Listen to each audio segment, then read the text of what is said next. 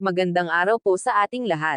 Magluluto po tayo ngayon ng adobong manok na may saging saba. Hindi po pangkaraniwan ang adobong ito pero subukan po ninyo na gumawa at mamangha po kayo sa kakaibang sarap nito.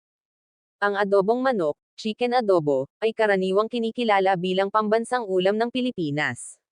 Ang adobo ay nagmula sa salitang Espanyol na adubar, na nangangahulugang mag-marinate. Ang paraan ng pagluluto ay nangangailangan ng paglalaga ng karne sa isang sarsa. Binubuo ito ng suka, toyo, paminta, sibuyas, bawang at dahon ng laurel pero optional naman po ang dahon ng laurel. Mayroong iba't ibang uri ng adobo, at ang bawat rehiyon ay may sariling espesyalidad.